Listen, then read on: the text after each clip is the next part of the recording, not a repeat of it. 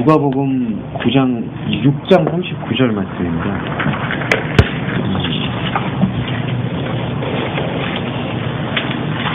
예. 누가복음 6장 39절 말씀은 정호영 주님이 좀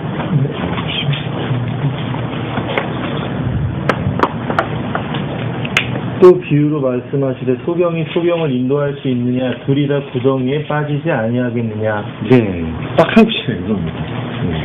유명한 구절이기도 하죠. 이게 또 소경이 소경을 인도할 수 있는 능력이 없지 않느냐. 원전을 직역해보면요, 에이펜테 파라폴레나우토이스, 비유를 그들에게 예수님이 말씀하셨습니다. 메티 디다타이 티플론, 그 다음에 오데게인. 소경이 소경을 인도할 수 있는 능력이 없지 않느냐. 여기 이제 물음표기 때문에요. 예, 이렇게 먹습니다. 우크, 우키, 그 다음에 암포테로이, 에이스, 그 다음에 보디논, 페순타인. 둘 모두 구덩이 안으로 빠지고 말 것이다. 예, 이렇게 지금 예견을 했어요. 소경이 소경을 인도할 수가 없다라는 사실을 얘기를 했고요. 그 다음에 이제 이 소경에 대한 범위를 먼저 좁혀보면은, 여기 누가복음에서는 대상이 나오지 않았지만 마태복음에 보시면은 그 대상을 바리새인들을 대상으로 하고 있는 것을 볼 수 있습니다. 그래서 티플로이는 일단 바리새인. 근데 바리새인을 소경이라고 이야기했을 때 바리새인들은 자기 자신들을 소경이라고 생각을 하지가 않죠. 인도하는 자라고 생각을 하고 있죠. 그런데 바리새인들이 그렇게 인도자라고 생각할 수 있는 그 사람들의 근거는 어딨냐 하면은 율법이거든요. 율법은 하나님의 말씀이고, 그러니까 바리새인들이 생각할 때에는 하나님의 말씀이 소경이 될 수 없다. 하나님의 말씀을 맡은 자인데 그게 어떻게 소경이 되겠느냐. 지금 그러한 그 전제를 가지고 사람들을 가르치고 있는 거죠. 그 바리새인들이. 근데 지금 예수님이 말씀하시는 게 하나님의 말씀을 가지고 말씀을 전파한다고 얘기를 하고 있는데 하나님의 말씀에 대한 의미나 뜻에 대해서 이야기하지 않기 때문에 그것은 곧 소경이다 이야기를 했고요. 그 다음에 두 번째는 그러한 소경에게 가르침을 받고 있는 사람들도 소경이다. 예, 이거는 외부적으로 보죠. 바리새인들이 그때 당시에 사람들을 가르치고 있었죠. 그렇게 가르침을 받고 있는 사람들도 눈먼 자가 돼버린다. 그러니까 여기서 소경이 소경은 인도할 수가 없지만 뒤에 구절에 보시면은 둘 모두 구덩이 속에서 빠져 있을 것이다. 그 미래형은 계속 빠져 있다라는 뜻이죠. 구덩이 속에. 소경이 소경을 인도하는 것이 아니라 둘 다 빠져버린다. 그 다음에 또 하나의 의미는요, 하나님의 말씀이 비추어졌는데 그 말씀에 대해서 하나님에 대한 의미로 이해하지 아니하고 하나님에 대한 뜻과 개념으로 받아들이지 않으면 그게 곧 소경의 상태인데, 두 번째 의미에서 소경이 소경을 인도한다는 것은 자기 자신의 인생이 있지 않습니까? 그 인생의 모든 길 속에서 하나님의 가능성으로서 사실은 인생의 모든 가능성들은 소경이 되지 말고 눈을 떠야 되는 것들로 다 포진이 되어 있는데 그거를 다 자기가 가지고 있는 지금 현재의 하나님 아닌 다른 생각으로 다 소경을 만들어 버리고 있다는 거죠. 네, 여기서의 두 번째 의미에서의 소경은 자기 자신이 자기 자신에게 소경을 계속해서 만들어가고 있는 작업을 해나가고 있다. 네, 그거를 또 이제 살펴볼 수가 있습니다. 저렇게도 볼 수 있지 않나요? 네. 저렇게 붙이는 게 아니라 저렇게도 같이 들어가 있다고 그러는데, 네. 본다고 하는 데에는 보지 못하게 하고, 네. 어린아이들한테 보였다 네. 같이 자고한 상태에 있으면은 그 상태가 바로 이제 수분이라는 얘기죠. 자고한 상태. 네. 자기는 우리가 하면 되겠다 그런 식으로 이제 균형에 사로잡혀 있다는. 예. 그 자체가 이제 수능이기 때문에 그런 인식을 할 수 있는 것이고, 예. 그런 자리에 도저히 보여질래 보일 수 없는 상태로. 예, 그렇죠. 그런 사람한테 그런 사람과 말을 나누는 교제하고 있다면은 또 한 구덩이에 같이 빠져나가는. 그렇죠. 예. 그러니까 그 타자의 의미로 보면은 그런 신념을 갖고 있는 사람과 계속해서 문화를 섞이게 되고 얘기를 나누게 되고 교류하다 보면은 자기 자신의 안에 있는 생각들도 영향을 받을 수가 있겠죠. 예, 그런 부분도 간과할 수 없고. 그건 타자를 떠나서라도 자기 스스로가 네. 내면에도 네. 나한테 말씀 못하는 그 모든 걸 다 봐도 알아야 되는 뜻이야. 그렇게 마음 자체가 이미 사람이 못 빠지지 않고 예, 그렇죠. 못 빠지지 않기 때문에 사사를 풀고서는 이 하나의 뜻이라 치고 역시 자기가 사는 예, 그렇죠. 그것 또한 이제 내 안에서의 어떤 것이 예. 그렇게 그리고 또한 소경이 그러면 되어버린 상태는 어떤 상태냐? 바리새인의 상태라고 지금 얘기할 수 있는데, 바리새인의 상태는 어떤 특정한 인물만 얘기하는 게 아니라 모든 사람 안에 해당될 수가 있는 얘기고, 특별히 이 신앙을 갖고 있는 사람한테도 더 면밀하게 이제 적용될 수 있는 부분인데요. 바리새인적으로 성경을 봤다는 개념은 뭐냐? 하나님의 말씀을 자신들은 읽었다고 생각하고 자신들은 실천했다고 생각을 하는데, 하나님의 말씀에 대해서 패러다임으로 결정적으로 말하면은 그것을 지켜서 의롭다함을 얻겠다 만드는 선악의 패러다임으로 하나님의 말씀, 그건 구약이겠죠. 구약의 율법을 지키고 가르쳤다는 것이죠. 예. 그 다음에 또 하나는 지금 구약의, 그때 당시에 바리새인들은 구약의 율법으로 이 하나님의 말씀을 선악의 패러다임으로 인해서 지켰고, 신약으로 들어와서 또 신약 안에서도 우리 안에 바리새적 요소는 뭐냐 하면 예수 그리스도가 그 모든 구약의 가르침이나 그 모든 길을 자기 자신이 모두 성취한 분으로 섭는 거예요. 그러니까 예수 그리스도가 구약의 모든 성취자고, 우리는 이제 때론 지킬 수 없거나 지키지 못하면 회개하거나 자기 자신을 견책하면서 그 완벽한 율법의 성취자인 예수 그리스도를 따라가야 된다라는 그러한 제자된 의식을 갖고서 사람들을 가르치고 있는 상태, 그게 또 하나의 바리새인이 되는 겁니다. 예. 그리고 또 한 측면의 바리새인은 뭐냐 하면, 이와는 조금 다른 측면인데, 아까도 지금 유집사님도 말씀해 주셨는데, 자기가 자고해지는 상태 중에 하나인데요. 이거는 어떤 육적인 교만이 아니라 영적인 교만의 측면에서 내가 이렇게 말씀의 어떤 원리들을 다 깨우쳤다, 내가 그 말씀을 다 깨우쳤기 때문에 나는 말씀과 하나인 사람이다 라고 얘기를 하는 그 사람 안에서도 자기 기만이 숨어져 있기 때문에 그것도 바리새인이라고 할 수가 있겠죠. 왜냐하면 말씀의 예배와 말씀의 참여라는 것은 우리가 어떤 것을 이렇게 성취하고 깨달아서 나는 말씀을 다 보았다, 나는 말씀이 되었다, 그렇게 이야기하는 것은 우리 차원에서 그렇게 선포하는 게 아니라 하나님 차원에서 그렇다고 여겨주실 때 유효한 거예요. 우리 차원에서 내가 다 말씀을 보았다, 내가 다 말씀을 깨우쳤다, 그렇기 때문에 나는 모든 삶이나 모든 인생에 대해서 통달한 사람이다, 이렇게 얘기하게 되는 자고한테도 역시 소경의 상태가 되는 거죠. 그러면 율법주의, 신율법주의, 영주의가 다 포함이 되는 거예요? 예, 그 세 가지가 여기 다 담겨 있는 것 같습니다. 그 첫 번째는 집사님 말씀처럼 율법주의가 되겠고, 두 번째는 예수님을 받아들였는데 예수님처럼 살아야 된다라고 하는 게 신율법주의가 되겠고, 세 번째는 그렇게 사는 게 아니다라고 얘기를 하면서도 자기 안에 그 자고한 것을 해결하지 않는 상태에서 계속 너희들은 여전히 율법에 사로잡혀 있구나라는 식으로 판단하는 그러한 태도도 무율법주의적 태도라고 할 수가 있겠죠. 그리고 무율법주의는 영지주의를 파생을 하는데, 영지주의가 또 두 가지 갈래로 흡수가 돼요. 영지주의 중에 한 영지주의는 무율법주의로 빠져들고요, 한 영지주의는 또 신율법주의로 빠져들죠. 어떤 신율법주의냐? 그때는 이제 신비적 수행주의. 그러니까 앞에서 말씀드렸던 열수사님 말씀하셨던 신율법주의는 도덕적 행실을 얘기하는데, 영지주의자들의 신율법주의는 이제 어떤 고행을 한다든지 관상기도를 한다든지 어떤 기도에 대한 것들 방언을 오래 한다든지 이제 종교적인 신비를 추구해서 어떤 영적인 클래스에 도달한다라고 보게 되는 게 또 하나의 신율법주의인 영지주의. 예. 그 다음에 아예 그런 게 아니라 이건 말씀은 이렇게, 죄송합니다, 지식으로 파면 된다, 지식으로 파가지고 내가 이렇게 지식으로 내면 된다라고 생각하는 것이 이제 물법적 영지주의가 되는 거죠. 예. 이게 바로 지금 소경을 인도하고 있는 상태 안에 모두 지금 함축되어 있는 이 경향들이다, 이렇게 얘기할 수 있겠습니다. 그러면은 그 다음에 이제 중요한 게 후반부 구절인데, 그러면 둘 다 구덩이 속으로 빠질 것이 아니냐라고 예수님이 말씀을 하셨을 때, 구덩이로 빠지는 것이 만약에 소경한테, 그럼 이거 계속 소경이라고 얘기해도 되나요? 그건 예, 저기 시각장애인이라고 생략을 하겠습니다. 이해해 주시고요. 아니 원래 이게 또 예, 그 소경이라고 얘기하는 게 또 이제 또 인권의 문제가 있지만 예, 이해해 주실 거라고 생각하고 시각장애인의 다른 말인 요 소경이라고 표현을 드리겠습니다.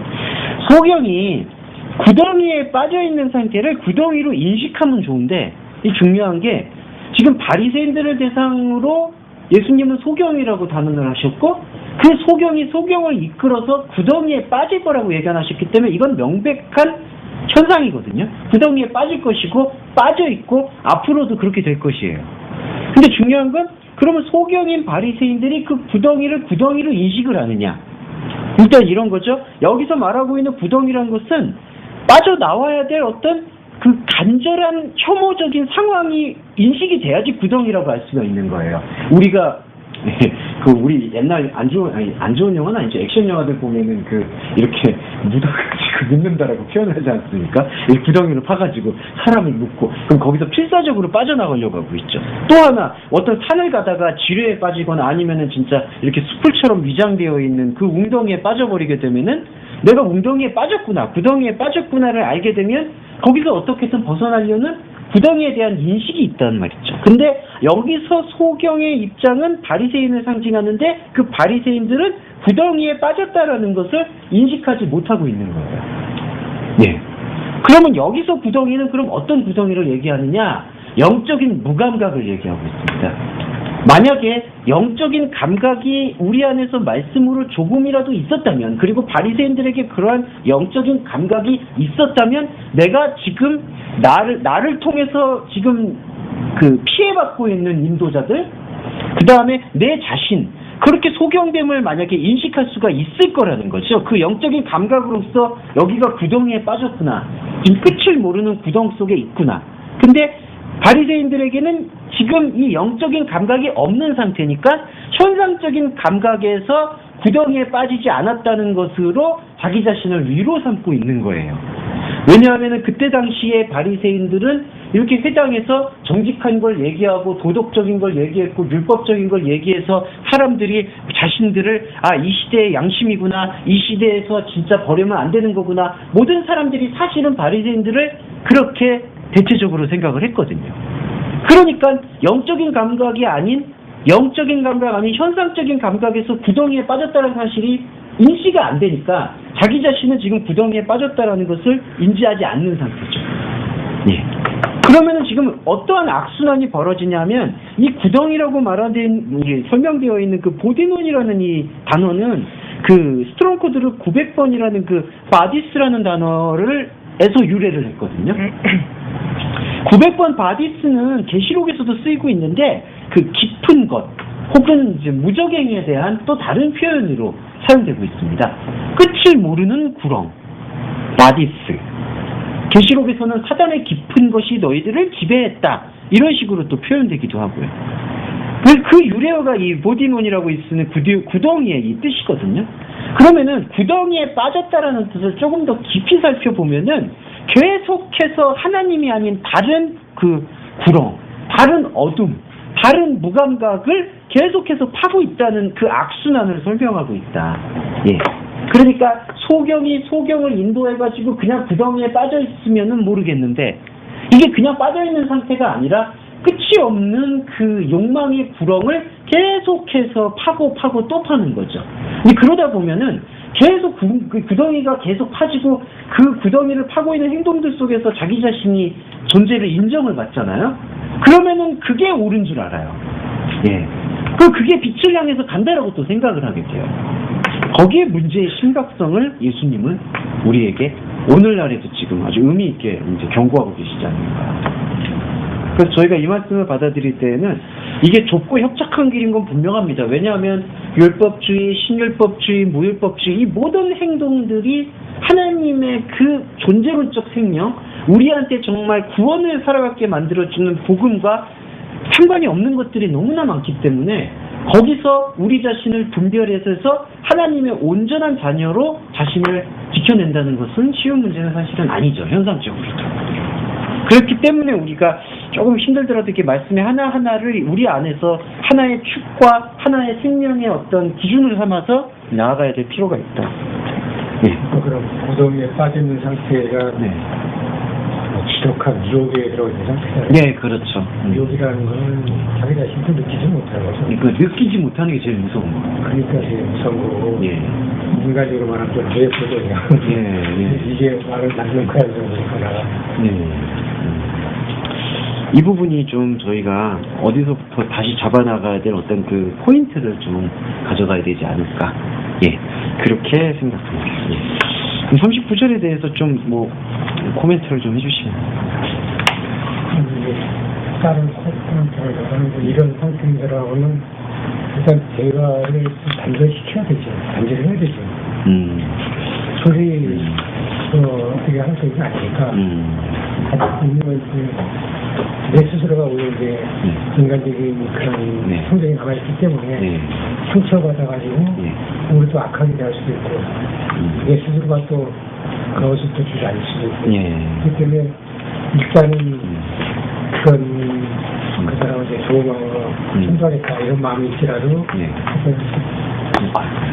너무 반대적일 것 같아요. 우와. 감사합니다. 이, 매실. 아, 귀한 거죠. 주사님, 누구랑 다투셨어요? 뭐, 단절이 돼서 다투신 적 있으세요?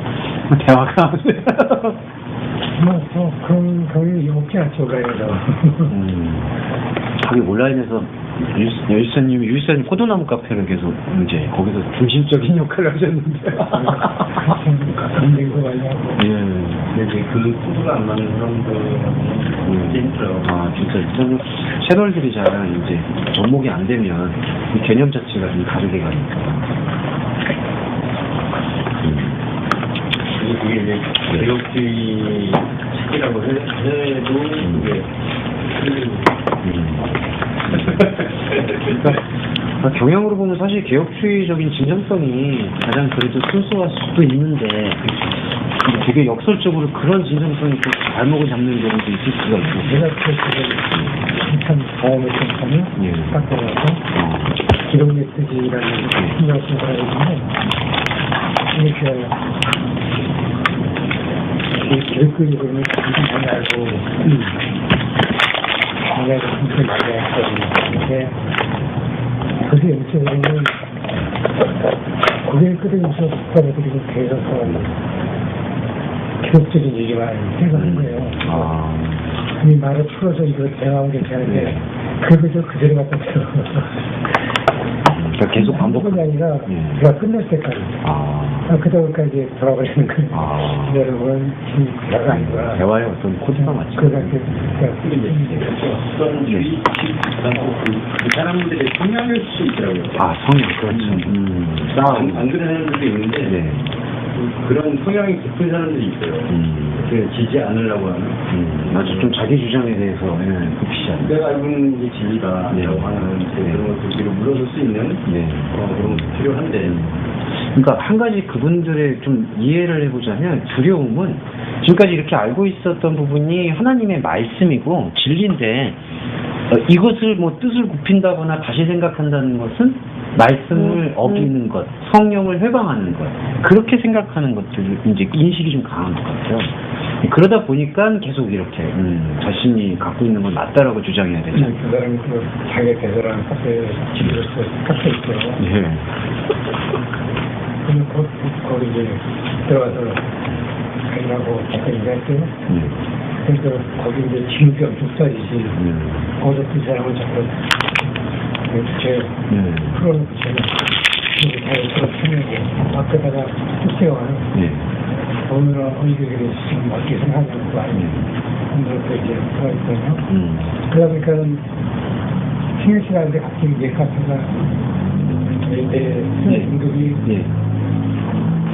카페이 바로 밑에까지 전혀 뭐 승급이 원래 전 승급도 아닌데 승진하신대요. 그 이후로 허가는 카페에 왔더라고요. 그래서 얘기하는데 그때 막 그때 구경하더니 계속 얘기하고 그 카페 사람들하고 또 아주 빠시고요. 그래서 이제 그걸 질문 오더라고요. 그래서 시대가 알았어요. 그랬더니 어느 날 보니까 카페가 또 이거는 그런 바뀌어가지고 카페가 또 준비해서 자, 이게 하나님의 인간의 사람이 이렇게 많이 이게 뭐 하는 거야? 원호하는 게 원호하는 게 원호 이렇게 원어로 잡고 포도나무는 그렇고 그분이만 있는 기독 메시지인 거 같아요. 기독 메시지 혹시 누님이 그 아닌가요? 기독의 뭐 보신 분 있어요?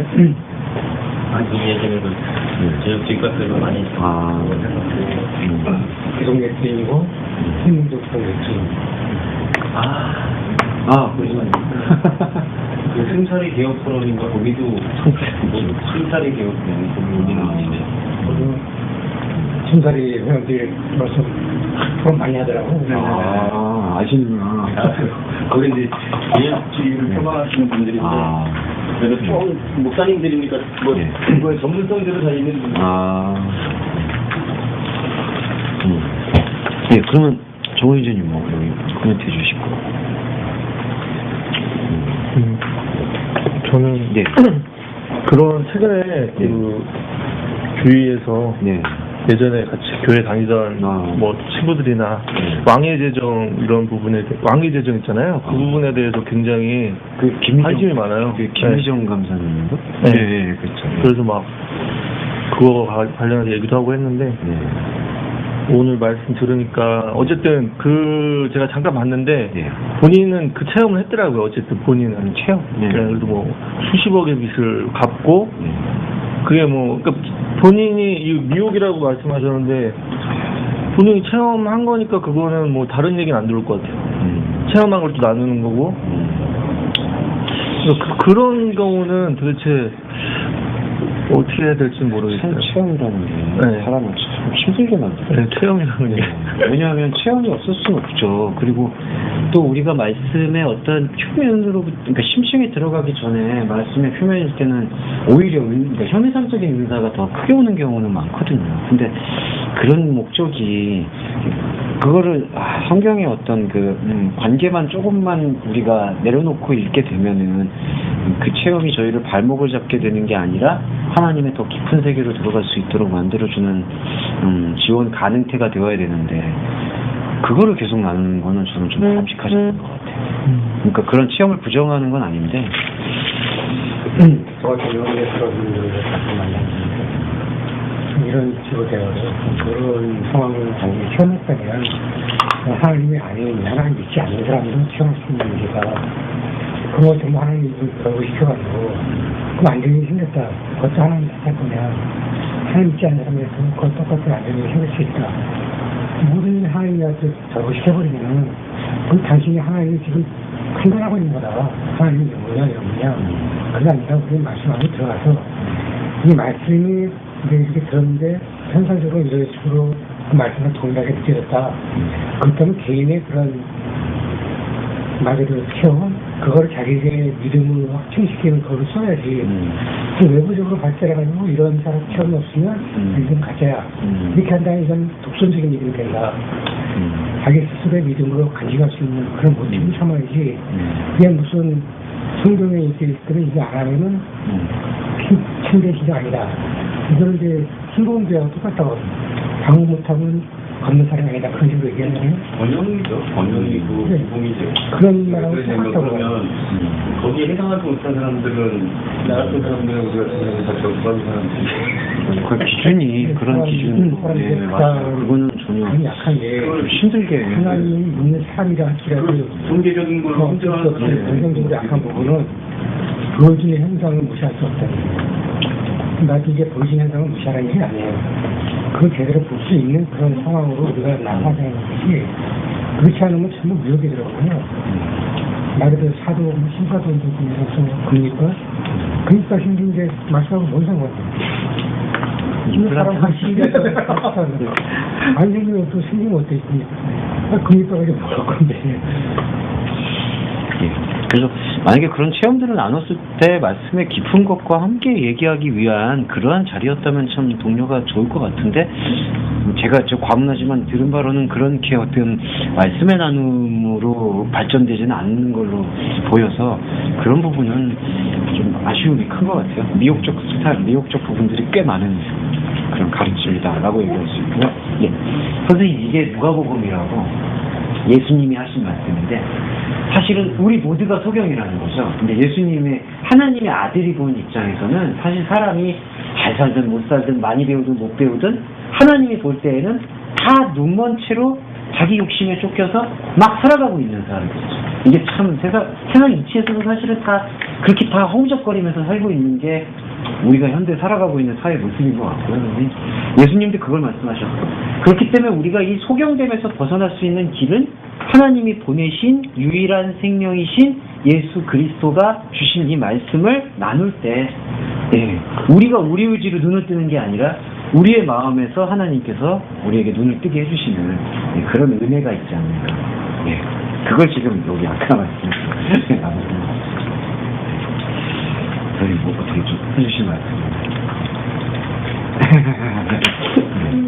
예, 그래서 그렇게 마음을 이렇게 마음에서 마음을 받아들이시는 그런 마음가짐을 가져주시면 좋겠다.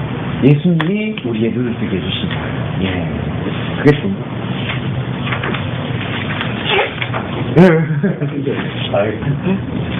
나는 저번 주일날 조금 트러블이 있어서 같이 했다가 아이고 선생님 속상하셨군요. 왜 그러셨어요? 많이 속상하셨군요. 제가 잘못한 거죠. 또 그래도 이렇게 뵙게 돼서 진짜 반갑고 영광이네요. 이렇게 못 오셨으면 못했어요. 그래서 선생님 정말 하나님 말씀에 이렇게 같이 하는 것만큼은 대단히 중요한, 진짜 영의 눈, 정말 천국의 눈을 뜰 수 있다라고 생각해 주시면, 조금만 욕심을 내주시면 이렇게 말씀을 같이 들으시는 데는 제가 권고드리고 싶습니다. 이 소경 수경은 의인 논란이 하나 될까요? 그렇죠. 그렇죠. 원래 우리가 눈을 뜬다라고 얘기하는 것 자체가 이미 그것은 하나님과 다른 길을 걷고 있는 것이죠. 그 다음에 아까 구덩이로 빠졌다는 것도 빠진 걸 알면은 정신 차리고 나올 수가 있잖아요. 근데 그 빠진 게 영적인 그 헤어나올 수 없음이니까, 그거는 영이 죽어 있는 사람한테는 영적인 헤어나올 수 없음이 헤어나올 수 없음으로 받아들여지지가 않는 것 같아요. 그래서 부활의 영이신, 영을 살리신 예수 그리스도가 우리에게 살려내는 영의 현장, 영의 상태, 영의 실체를 딱 보여주실 때, 이게 우리가 소경으로 살고 있는 모습이구나. 그렇게 될 때 우리가 말씀 앞에서 같이 산다는 것, 말씀으로 살아가는 게 무엇인가에 대해서 이제 진지하게 생각을 하게 되는 거죠. 바울이 그 로마서 전체적으로 얘기했던 그거잖아요. 자기 우상, 다른 하나님을 섬기면서 그렇죠. 하나님 우상화시켜서 그거를 잘 믿고 있다고 생각하는 모든 것. 그렇죠. 그러니까 모든 삶의 부분이 그렇게 믿고 있는 것으로 여겨지니까 잘못 알고 있게 된다. 그걸 고백했던 것 같습니다. 그리고 이제 두 번째 비유를 보시면은 같은 누가복음, 오늘은 누가복음만 아마 집중되는 것 같고, 누가복음 12장 16절에 보시면은 이거 저기 여주사님 요거 이게 여주사님께서 트레이드 마크처럼 사용하셨던 그 에피소드가 담겨 있는 그 오늘 밤 내용원을 이제 찾아간다는 그런 말씀입니다. 여기 12장 16절에서 22절. 그래서 오늘 이제 이걸 보게 되네요. 관계가 무례합니다. 참 은혜로운 말씀이고요. 이 은혜로운 말씀을 조금 더 이제 보면요. 일단 부자의 개념이 뭐냐 하면은 15절에서 탐욕을 물리쳐라. 근데 15절 먼저 보시면 모든 탐욕을 물리쳐라라고 되어 있는데, 물리치라는 뜻이 어떻게 나와 있냐 하면은 한글 번역을 보시면 누가복음 12장 15절에서 처음에는 삼가라, 피해라, 오라테, 피해라. 그 다음에 두 번째는 필라세스테, 지켜봐라. 그러니까 요게 뭐냐 하면은 필라소라는 단어거든요. 그 기본어가 지금 지키라고 지금 되어 있는 부분이. 근데 지키라는 게 필라소인데 이거는 뭐냐면 파수꾼이라는 뜻이에요. 지켜보는 사람에서 유래한 단어입니다. 지켜보다, 주시하다. 그래서 이걸 다시 풀어보면 너희는 그 탐욕으로부터 피해라. 그리고 바라봐라. 예, 이런 뜻으로 지금 번역될 수가 있죠, 사실은. 그러니까 한글 번역에서는 탐심을 물리쳐라. 이렇게 했을 때 이런 우리의 마음속에서 어떤 물질적인 욕심이나 재물의 욕심이 들어가는 것을 너희 마음속에서 들었다면 그것을 억제하고 쫓아내라. 이런 명령으로 익힐 수 있는데 여기서 예수님이 말씀하시는 탐욕은 그러한 탐욕만으로 그치는 게 아니라 영적인 욕망이죠. 그러니까 영적인 욕망이라는 것은 하나님의 영을 통해서 우리가 우리 자신을 돌아봤을 때 우리의 존재는 하나님이 아닌 다른 것을 쫓을 수밖에 없는 우상의 존재였구나. 그게 곧 탐욕의 근본이라는 거죠. 그러니까 탐욕을 바라보라는 뜻, 탐욕을 피하라는 뜻은 탐욕이 무엇인가, 그것을 헤아리라는 뜻이고요. 탐욕이 무엇인가를 헤아리게 되면은 아주 역설적이지만은 내가 뭔가를 할 수가 없다는 걸 깨우치게 돼요. 왜냐하면 이 탐욕은 자기의 근본이니까. 예. 예수님의 말씀을 통해서 나를 보니까 내가 사실은 하나님의 나라를 일궈내거나 하나님의 나라를 이뤄낼 수 있는 게 아무것도 없다라는 사실을 깨닫게 돼요. 의인이 없다라는 그 말씀이 자기의 마음속에 임박해 오는 거죠. 그러면은 내가 탐욕의 덩어리였구나. 왜냐하면 이 탐욕은 욕망에서 비롯되었고 이 욕망은 사망에서 비롯되었다라고 얘기하고 있죠. 욕심이 잉태한 즉 죄를 낳고 죄가 장성한 즉 사망을 낳았다. 그러면 그 사망은 어떤 사망이냐? 하나님에 대해서 죽은 사망. 근데 인간에 대해서 그리고 처음부터 범죄한 자인 마귀에 대해서는 살아있는 거죠. 욕망으로서. 그래서 이 탐욕을 바라보라. 이것을 먼저 이야기를 하면서 이제 어리석은 부자에 대해서 말씀을 풀어놓고 계십니다. 그래서 16절에 보시면은 부자가 그 자기의 소유하고 있는 그것들 속에서 어떤 소출이 그의 땅에서 소출이 풍성하게 있었다. 이렇게 지금 번역이 되고 있는데 소출이 풍성하고 밭이 지금 이렇게 막 풍성하게 하고 있는 것 중에서 17절에서는 부자가 뭐라고 얘기하냐면은 내가 무엇을 행할 수 있을까? 내가 나의 열매들을 모아둘 수 있는 곳을 나는 갖고 있지 않는 것 같다. 이렇게 지금 묻고 있다는 거죠. 예. 그러니까 지금 부자가 생각하고 있는 개념은 어떤 부재냐? 하나님의 말씀을 발견해서 자기 안에 있는 원래 이 인생을 통틀어서 가난할 수밖에 없는 그 가난함을 발견하는 부자가 아니라 그 영적인 가난함을 발견하지 못하고 있는 상태를 여기서는 부자라고 얘기하고 있는 거죠. 그래서 땅의 소출이 이렇게 풍성하다라는 그런 개념은 하나님의 것이 풍성한 게 아니라 예수님의 땅의 비유로 들어가 보면은 가시더불과 엉겅퀴가 지금 나고 있는 상태를 얘기를 하고 있습니다. 예. 그래서 그러다 보니까 가시덤불과 엉겅퀴, 좋은 말씀으로 일구어지는 좋은 땅이 아니니까 그거에 대한 해결 방법을 계속해서 찾지 못하면서 어떻게 생각을 하게 되냐 하면은 18절에서 말하는 것처럼 내가 곡물 창고를 헐어내고 더 큰 곡물 창고를 들일 것이다. 예. 그러니까 부수고 헐어내고 부수고 헐어내는 그러한 작업을 하나님의 말씀으로 투영해서 하는 것이 아니라 자기의 의지로 옛 것을 지우고 새 것을 세우려고 한다는 거예요. 예. 그게 바로 사람이 갖고 있는 탐심, 욕망의 속성입니다. 왜냐하면 사람이 하나님과 하나님의 말씀을 만나기 이전 하나님의 말씀과 무감각하게 사라지는 사람은 꼭 과거를 통해서 미래를 살려고 해요. 근데 과거는 부정하려고 해요.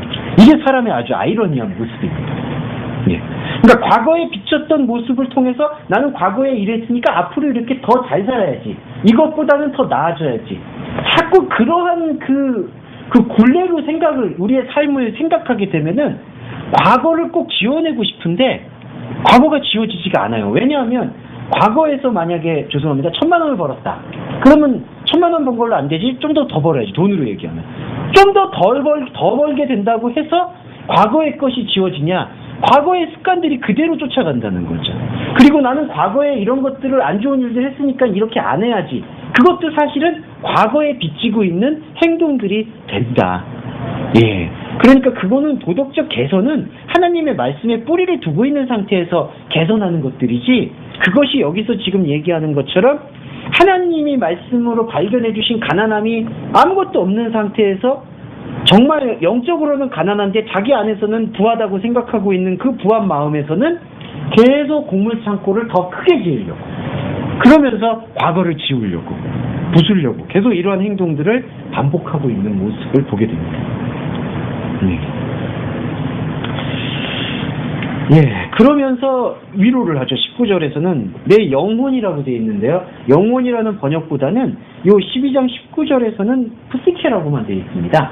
그래서 이것은 혼. 그러니까 이렇게 활동하고 생각하는 사람은 자기의 지정이에게 이렇게 계속해서 닥달하고 채근하고 위로하는 거죠. 쉬어라, 먹어라, 마셔라, 즐겁게 되어라. 쉬어라, 먹어라, 마시라, 즐겁게 되어라. 이거는 뭐 즐겁게 되어라, 먹어라, 마시라 이렇게 돼서 어떤 신호애락 중에 락만 얘기하는 것처럼 보이지만은 결국 쉬고 먹고 마시고 즐겁게 되려면은 인간이 갖고 있는 욕망의 시간 속에서는 반드시 인간의 현상적인 고난을 끌고 올 수밖에 없어요. 그 무슨 말이냐면 먹고 마시고 쉬고 즐겁게 되려면은 꼭 자기 자신에게 어떠한 것의 희생이 필요해요. 먹으려면은 돈을 벌어야 되겠고, 마시려면은 해야 되고. 근데 이게 중요한 게 이제 왕해주신 얘기도 늦어서 죄송한데, 내가 얼마를 벌려면은 사실은 우리가 살고 있는 사회 속에서는 아시겠지만 냉정하게 말해서 내가 얼마만큼 이걸 이렇게 축복을 받으려면은 누군가의 것을 뺏어 와야 돼요. 그거는 사실은 피할 수가 없습니다. 경쟁사의 특징이니까. 이건 경쟁사의 속성이에요. 그러니까 내가 연봉을 2억 받으려면은 그만큼 죄송한 말인데 다른 사람들의 피를 빨아 먹어야 되는 거예요. 좀 표현이 격하지만 사실은. 그러니까 정당하다라는 그런 논리가 사실은 성경적으로 정당하다, 깨끗한 부자다 그런 논리는 냉정히 말해서 성립되지는 않아요.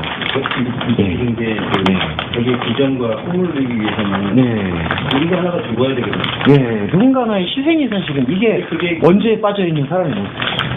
교회 안에서의 그 마찬가지인 것 같아요. 교회 신장 그렇죠. 수많은 교회가 죽어야 돼요. 그렇죠. 그러니까 불신자가 들어오는 게 아니라 다른 데서 사실은 오는 거니까. 어디 하나가 큰다는 것은 어디 하나가 가라앉는다는 얘기고. 그러니까 그런 논리들이 이제 팽배할 수밖에 없는 게 먹고 마시고 쉬고 즐겁게 되는 것이 주님의 생명을 발견하는 데 있어서 그것의 중심축을 가지고 이루어지는 것들이 아니라면은 그러한 신호애락들은 항상 뺏고 뺏기는, 물고 무는, 먹고 먹히는, 지배하고 지배당하는 그러한 푸시케, 하나님과 상관없는 이 인간의 지정의가 이렇게 나올 수밖에 없는 결과입니다. 근데 이제 20절에서 여기서 중요하게 예수님이 말씀하신 게 이게 또 이제 우리 연습사님께서 즐겨 이제 말씀하시고 저희들한테 신앙의 이제 가르침을 주시는 이 오늘 밤 내용을 찾는 건데 아닙니다. 이게 진짜 중요한 말씀입니다. 그러니까 이 말씀의 뜻의 본질을 먼저 묵상하고 그 다음에 현상적인 것도 같이 묵상하겠습니다. 하나님이 이러한 상태에 대해서 이렇게 말하고 있는 상태에 대해서 뭐라고 지금 딱 말씀하시냐면 어리석은 자요. 이 어리석다라는 뜻은 아프론이라는 단어는 또한 무감각으로도 연결이 됩니다. 감각 없는 자요. 이렇게 됩니다. 감각 없는 자요. 너의 영혼은 이 밤이 너로부터 다시 요청할 것이다. 직역을 하면 이렇습니다. 너의 영혼을 이 밤은 너의 영혼을 너로부터 다시 요청할 것이다.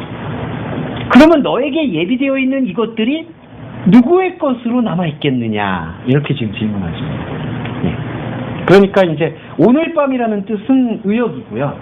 이제 오늘 내가 찾겠다는 것은 의역이고 여기서는 이 밤, 딱 이렇게 이 밤이 너의 영혼을 너로부터 빼앗을 것이다. 다시 찾을 것이다.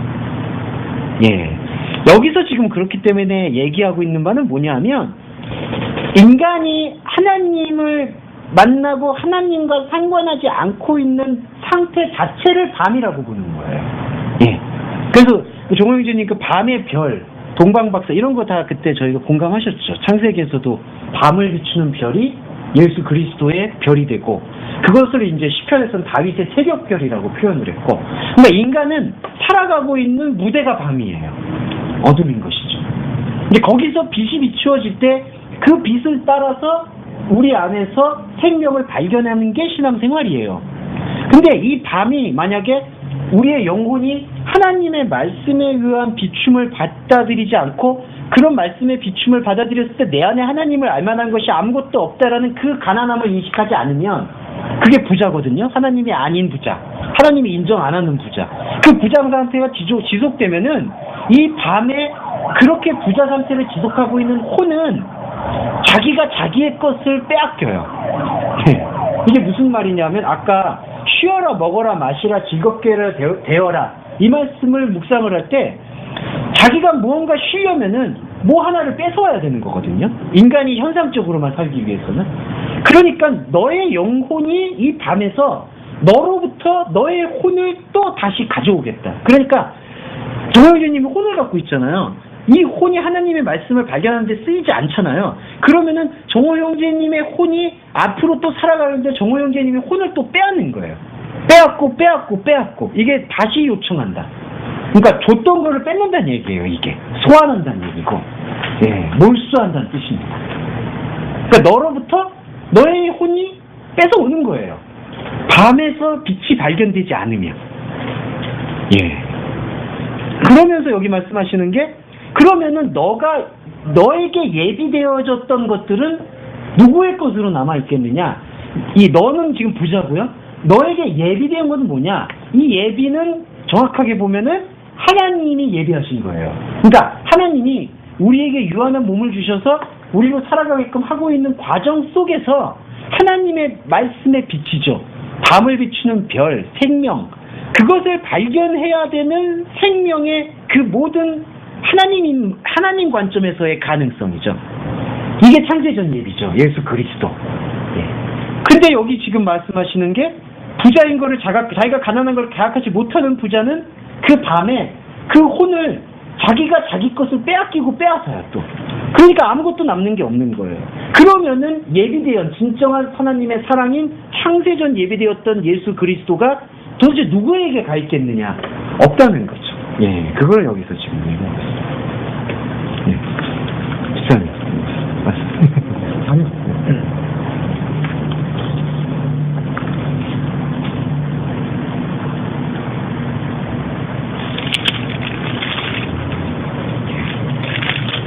그러니까 일반적으로 교회 다니면서도 그냥 이동 같은 거를 생각해요. 아, 그런 꿈을 따라온 이런 교회에 이제 이사가 되는데 우리가 이렇게 나누는 자리에서는 그걸 그냥 지향할 수 있는 그런 생각, 사상, 가치 그런 거로 표현하면 좋을 것 같아요. 예, 그렇죠. 지정이죠. 그런 걸 그것이 이제 집중. 하늘을 향할 수 있는 이제 가능체까지 안 가더라도 조직性될 수 있는데 그렇죠. 그것이 하늘을 가지 못하게 하고 그래서 자기가 있는 상태를 덧칠하고자 하는 그런 것을 요청한 단계 자기한테로 자꾸 끌어들이는 거죠. 그런 거 가지 못하게 하고 그런 상태를 세우는 것 같아요. 요거 여기서는 너로부터 다시 요청한다. 이 부분은 좀 밤이라는 존재가 난데. 네, 그렇죠. 지금 밤을 살아가고 있는. 밤이라는 존재가 난데. 밤에? 밤과 너를 부자 같이 보면. 그렇죠. 이꼴로 보는 거잖아요. 근데 이제 그 존재가 그 밤을 인식하지 못하고. 이 밤이라는 걸 보면. 그 오늘 밤이 아닌 이 밤이라고 본 것 같으면 현재 진행형으로. 맞습니다. 거예요. 예수님과 말씀에 참여하지 않은 상태. 그렇죠. 본질의 말씀에 참여하지 않은 상태는 너의 혼이 그 다른 혼으로 인해서 그렇죠. 다른 혼이 다시 뺏어가는 거죠. 어떻게 보면. 그러니까 밤의 세계는 계속해서 이제 어떤 생명의 어떤 안식과 만족을 추구하는 게 아니라 계속 뺏고 빼앗는 것을 반복하기 때문에 정말 예비된 예수님의 창세전 예비된 사랑은 찾아볼 수가 없다라는 걸 강조한 것 같아요. 그러니까 이 말씀을 왜 저희가 이제 이 헬라어 본문에서 이런 방식을 쫙 묵상을 해야 되냐 하면은 이걸 자칫 잘못하면은 사람이 어떻게 될지 모르는데 지금 뭘 이렇게 쌓아놓는 게 말이 되느냐 이렇게 들릴 수가 있거든요. 그리고 뭔가 하나님의 그 절대 주권 그런 걸로만 좀 강조되는 경향이 있기 때문에 지금 그런 맥락을 말하는 게 아니라 항상 말씀에서는 인간이 갖고 있는 보편적 상태 거기 안에서 하나님의 의를 찾을 수 없음 거기서 오시는 하나님의 말씀의 어떤 현현 그거를 발견하고자 하는 게 성경 특히 신약의 말씀에 집중되어 있는 것 같아요. 네.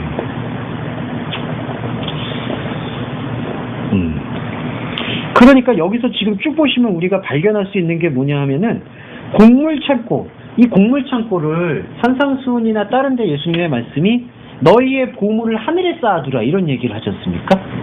그러면은 보물을 하늘에 쌓아두라는 게 어떤 또 이런 것들을 만약에 기복신앙 아니면은 신율법주의로 생각을 하게 되면은 어떤 우리의 어떤 행위나 노력을 통해서 지금에 있는 마음이 아니라 어떤 더 많은 노력들을 통해서 하늘에 있는 창고 그러니까 그걸 더 많이 쌓는 개념으로 이렇게 또 이해할 수가 있거든요.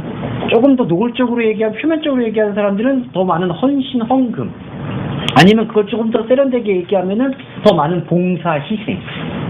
근데 지금 여기 이 패러다임 보시면은 이 지금 부자, 가난한 것을 말씀에 가난한 것을 발견하지 못하고 있는 부자가 생각한 패러다임이 더 많은 것. 그러니까 지금 현재 있는 것, 더 많은 것, 더 많은 것. 이게 바로 선악과적인 생각이라는 거죠. 그러니까 그게 곧 말씀의 가난함을 인식하지 않는 부자의 상태다. 그거를 저희는 발견해야 된다는 거죠. 말씀을 통해서. 그 부분을 저희가 여기서 좀 찾아볼 수가 있습니다.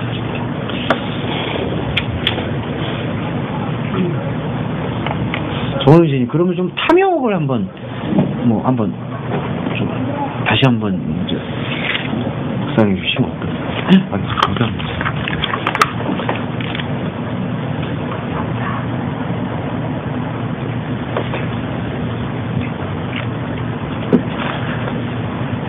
아까 탐욕에 대해서는 어떤 그 불교에서 얘기하는 무슨 탐심, 욕망 그런 부분만 얘기하는 게 사실은 아니죠.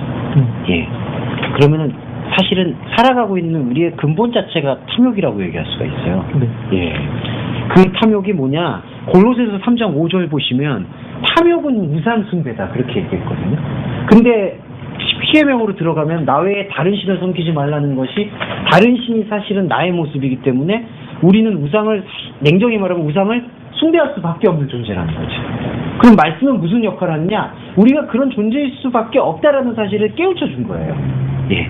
그거를 여기서 탐욕으로부터 너희를 피하고 보호해라. 그 뜻을 갖고 있고요. 근데 그 탐욕이 어떤 의미인지를 자각하지 않으면 그 사람은 여기서 이 비유에서 나오는 어리석은 부자가 되는 거죠.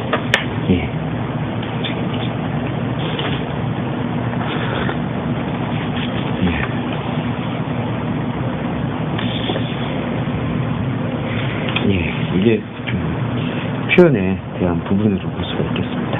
이 부분에서 좀 코멘트 하시면 집사님 코멘트 드리겠습니다. 순식이 어떤 가로내릴 때 이제 대부분의 순위마다 의미한가요? 그거는 이제 연습이 다르하지만 그거 이제 큰 맥락에서는 벗어나지 않겠다. 근데 자신이 그런 탐심 덩어리 자체가 말씀에서 적용이 되지 않으면 계속 사람이 이제 살아보는 거죠. 바로 그저 자꾸 이렇다 생각하면 어찌다 이렇게 하고 있는 것이 그들을 가보고 욕망으로 이게 결과가 되시겠다.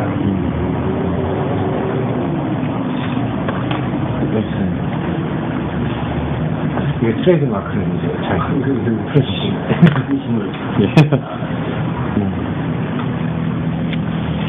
우리 혼자 탐심인 거 같아요. 그렇죠. 자기 스스로 하나님 개념이거든요. 아, 그렇죠. 아까 맞죠. 예, 우상숭배라는 게 그런 자기 거거든요. 스스로 하나님 개념인데 그거를 자각하지 못하는 상태죠. 예. 그 나는 종교생활 잘하고 있고, 예. 위하고 있고, 예. 또 사실 뭐이 본질의 말씀을 본다고 해도 예. 그게 내의가 돼 있으면 예. 그것도 스스로 하나님 개념이거든요. 그렇죠. 네, 그런 부분이 있지 않을까. 맞습니다. 그 부자의 개념이 아마 거기에. 그 밑에 이제 파생되는 뭐 도덕적인 뭐 삼심 삼일 그런 거는 뭐 부차적인 거고. 예. 그리고 이 밤에 대한 의미는 이 밤 아까 말씀해 주셔서 그게 곧 부자의 어떤 삶의 전체가 동일시될 수가 있겠죠. 예. 그래서 밤에서 빛을 발견하지 못하고 있는 부자는 계속 자기의 혼을 내어주고 빼앗고 찾고 내어주고 그거를 아마 되풀이할 것이다. 예. 밤과 탐심, 예. 다 같은 증명들까지. 예, 그렇죠. 존재, 예. 우리 존재의 속성에서 나오는 거니까. 예. 밤에 있는 사람은 빛을 못 보죠. 왜냐면 예. 그 밤 자체가 빛을 알고 있는데 그렇죠. 예. 참빛에 그걸 마음 자체가 없는 거죠. 예, 그렇죠. 그러니까 그 마음 자체가 없는 게 탐심. 비춰지는데 못 보는 거죠. 예, 그렇죠. 그러니까 예비된 게 바로 그 집사님 말씀하신 것처럼 비춰진 거거든요. 말씀이. 예. 그러니까 이거를 이제 감각하고 봐야 되는데 그게 아니고 계속 밤에서 있으니까 거기에선 탐심으로 알게 되지 않고 다른 탐심을 탐심으로 이제 공격 대상을 삼는 거죠. 예. 그 부분은. 근데 제가 왜 말씀을 드렸냐면 성경 말씀에서 표면적인 탐심만 문제 삼게 되면은 예. 그 또 계속 말씀드리지만 사실 다른 종교에서 말하는 도덕적 경고와 다를 바가 없는 거죠. 도덕적으로 같이 되게. 예. 그거랑 이렇게 이제 아까 얘기했던 바리새인 세경으로 가는 거죠. 그렇죠. 예. 그 조은 선생님 여기 코멘트 있죠. 그러니까 탐욕이 곧 나고, 네. 그러니까 이게 자각하지 않으면 그 네. 자체가 네. 이 비유처럼 어리석은 부자라는 거잖아요. 네, 그렇죠. 네. 그러니까 21절 말씀 같은 경우도 네. 자기를 위해 재물을 쌓아준다는 게 뭔가 자기 존재가 탐욕이라는 거를 인지하지 못하고 뭔가 자기 행위로 네. 뭐 하려고 하는 그런 것을 말하는 그렇죠. 거. 그렇죠. 여기서 제기대명사는 하나님에 의해서 관통되는 제기대명사 나 자신이 아니라 하나님과 관계없는 자기 자신이니까 자기 자신을 위해서 계속해서 행위하고 있는 상태는 하나님 안으로 들어가는 진정한 풍요를 누리지 못한다 혹은 그런 진정한 풍요와 관계가 없다 그렇게 정리해봤습니다. 근데 여기서 부자라고 했을 때는 그냥 뭐가 많아서 그런 부자라기보다는 하는 하지 않는 상태, 필요성을 느끼지 못하는 상태 그런 거를 부자라고 할 수 있을 거예요. 그럼 음식이나 마음에 다 쏠쏠해가지고 제가 진짜 하면은 거지 않는 마음 상태이기 때문에 가난한 걸 모르는 상태이기 때문에 이제 부자가 이렇게 얘기를 하고 있는 거죠. 그렇죠. 건설적인 부자는 하늘이잖아요. 그게 참된 부자는 하늘인데 제 땅에 가시는 볼 때는 참된 부자가 아삭아삭 것이 보이고 그걸 역으로 말했으면 역으로 말할 때는 하늘 것이 크다고 얘기하는 거잖아요. 네, 그렇죠. 이게 부자고 뭐 그렇게 바꿔서 볼 수 있고 그 다음에 그러한 자각을 일으키는 게 여기 말씀 그렇죠. 그러니까 여기 말씀에서 그런 자각을 일으킬 수 있는 관점의 예배가 있어야 된다는 거죠. 예, 그래서 저는 감히 말씀드리면 그러한 관점의 예배를 지금 저희가 하는 것이고 그래야지 우리의 가난함, 하늘의 부함 그게 깨우쳐질 수 있는 거지 그게 또 하나의 어떤 도덕률이나 어떤 기본적인 표면적 해석으로만 머무르게 되면은 그렇게 되면은 자각이 일어나지가 않는 거죠. 자각이 일어나더라도 다른 자각이 온다는 거죠. 예. 그래서 예배의 중요성에 대해서 좀 강조를 좀 여기 옆에서 이 양을 요한복음 3장에 니고데모가 들어왔던 그걸로 가지고 그렇죠. 잘 연결, 그러니까 정확한 연결이에요. 그러니까 그 니고데모가 깨우치지 못한 거죠, 사실은. 거듭나는 것도 이해가 못하는 거예요. 그러니까 예수를 밤에 찾아오는 거죠. 예. 무약과 뭐 그래서 무약과 예. 그래서 예수님 그 말씀 잘해주셨는데 그게 헬라어 본문에 보면은 니고데모의 눈에 비친 예수가 밤의 예수에게 찾아왔다. 그렇게 소유격이 쓰였어요. 그러니까 니고데모는 예수를 밤의 예수를 지금 읽고 있는 거죠. 그러니까 밤이라는 시간의 예수를 찾아왔다기보다도 예수를 밤으로 보는 거죠. 자기의 눈에서. 예. 그래서 밤의 예수. 예. 팬이라 해가지고 나중에 또 자기가 물어보면 이제 쪽팔리니까 원래 같은 식으로 설교를 하는데 그게 그런 맥락은 아닌데 자기가 형태가 또 밤이 형태이고 예수님 이걸 지시해 주신 거고 부처는 보인다듯이 자기가 밤이니까 예수도 밤으로 보이는 거고 그렇죠. 그런 상태에서 그러니까 자기가 보고 있는 눈으로 지금 사실은 예수이죠. 밤을 어두운 모습이 없죠. 그러니까 거듭남 뭐 위로부터 이런 걸 전혀 지금 이해를 못하고 있는 것으로 볼 수 있지 않는가. 그렇게 좀 볼 수가 있겠습니다. 그리고 여기 선생님 여기서 이 부자 개념이 물질이 많은 사람을 부자라고 얘기하는 게 아니라 사실은 하나님을 모르는 사람을 다 부자라고 얘기할 수 있는 거예요. 그러니까 하나님을 모르면서 많이 가진 사람도 잘못된 거고 또 하나님을 모르면서 적게 가진 사람도 만약에 적게 가졌다라고 해서 나는 성경에서 부자는 천국 못 들어가고 가난한 사람만 들어가니까 나는 부자 들어갈까 이렇게 생각하는 것도 아니라는 거죠. 핵심은 우리가 살고 있는 지금의 모습이 다 밤인데 캄캄한 밤인데 이 캄캄한 밤에 말씀으로 우리한테 다가오신 예수님을 발견하면 그 밤에 보면은 별이 비추잖아요. 그래도 우리가 어렸을 때나 옛날에는 그 가로등 불빛으로 가는 게 아니라 그 별빛을 받아서 요즘엔 그런 게 거의 없는 것 같습니다.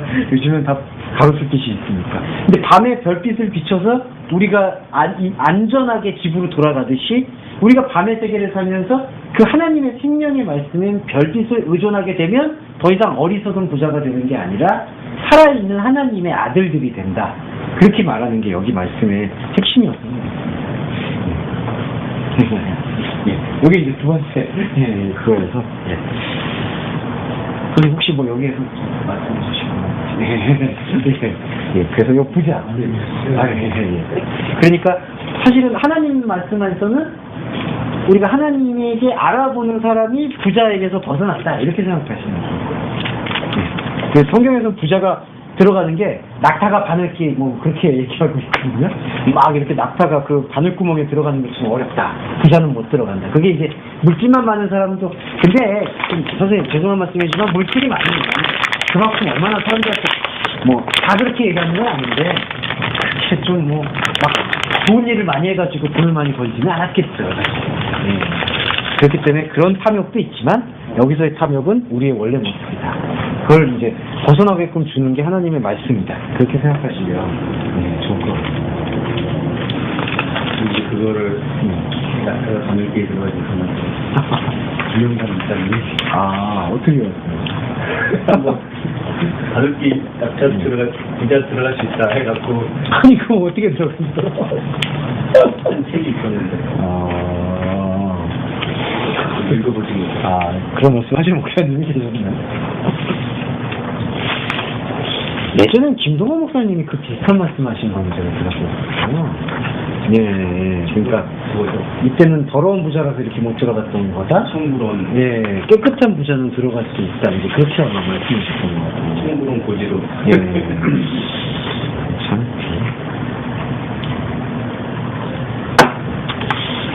그러면은 저희 세 번째 뷰로 들어가겠습니다. 깨어있는 종인데 이것도 누가복음입니다. 누가복음 35절에서 38절인데 요거는 정훈 기자님 한번 허리에 띠를 띠고 등불을 켜고 서 있으라. 너희는 마치 그 주인이 혼인집에서 돌아와 문을 두드리면 곧 열어주려고 기다리는 사람과 같이 되라. 주인이 와서 깨어있는 것을 보면 그 종들은 복이 있으리로다. 내가 진실로 너희에게 이르노니 주인이 띠를 띠고 그 종들을 자리에 앉히고 나와 수종하리라. 주인이 혹 이경에나 혹 삼경에 이르러서도 종들의 이같이 하는 것을 보면 그 종들은 복이 있으리로다. 이게 대표적으로 왜곡될 수 있는 말씀이에요. 깨어있으라는 그 가르침인데 자꾸 무언가를 이제 독려할 때 깨어있으라고 얘기하는데 근데 여기서의 깨어있다라는 그 말씀은 결론적으로 말씀을 드리면은 그 앞에 그 구절에 보시면은 너희 보물이 34절에 너희 보물이 있는 그곳에 너희의 마음도 있다라고 말씀하시는 게 바로 연속이 되는 가르침입니다. 보물이 있는 곳에 마음도 있다. 근데 하나님이 생각하시는 보물은 어떠한 보물이냐?